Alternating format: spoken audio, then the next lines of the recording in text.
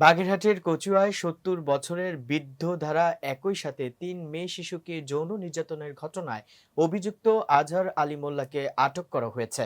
গত ৩০ জুলাই বিকাল আনুমানিক ৪টার দিকে কচু উপজেলার মগিয়া ইউনিয়নের চরসোনাকুর গ্রামের ঘটনাটি ঘটে।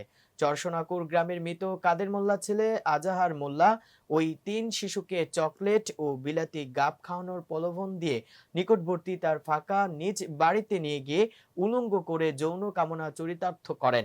এক পর্যায়ে শিশুরা চিৎকার দিতে চাইলে তাদের গলা টিপে ধরার চেষ্টা করে। পরবর্তীতে বিষয়টি জানাজানি হলে অভিযুক্ত আজাহার মোল্লা পালিয়ে গেলেও ১লাই আগস্ট রাত 11:30টায় কচুয়া থানা পুলিশ তাকে গ্রেপ্তার করতে সক্ষম হয়।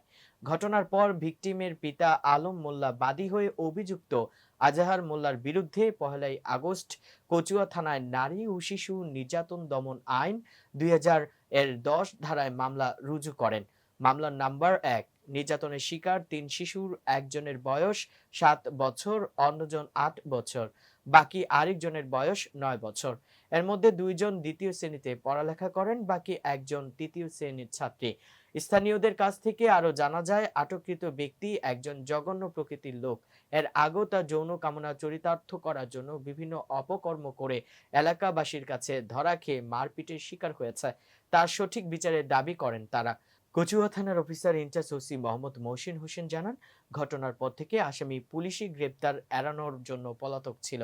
মামলা রুজুর পর থেকে আসামিকে গ্রেপ্তারের জন্য কচুয়া থানা সহ আশপাশের বিভিন্ন থানা এলাকায় অভিযান করে। পিরোজপুর জেলার রাজারহাট এলাকা থেকে এদিন 11:30 সময় কচুয়া থানা পুলিশের একটি চৌকস দল আসামিকে গ্রেপ্তার করতে সক্ষম হয়েছে। যে লোক আগে আপন পুতের বউ, সেই পুতের বউ দিয়ে এরকম আকাম করছে, সেই সিদ্ধে মসজিদের ছেলেতে আতুর দিয়া মাথার উপর ঠাইছে। আচ্ছা, ওনার নাম কি যার কথা বলতেছেন? আজহার মোল্লা। আজহার মোল্লা। আপনাদের কোনো আত্মীয় হয় কিনা উনি? আমাকে আত্মীয় হইলেও সে আত্মীয় ভিতরে না সে। আচ্ছা, ওনার সাথে আপনাদের কোনো জায়গা জমি সংক্রান্ত বা পারিবারিক ভাবে কোনো গ্যাঞ্জাম আছে এরকম কিনা? কোনো না, এরকম কেউ কোনো জায়গা নাই, কেউ লাগে জায়গা সম্পত্তি লইয়া। আচ্ছা দর্শক, ভিডিওটি ভালো লেগে থাকলে অবশ্যই লাইক, কমেন্ট, শেয়ার করে কাজী টিভি নিউজ 24 এর সাথেই থাকুন এবং সবার আগে সকল আপডেট পেতে ভিজিট করুন www.kazitv news24.com।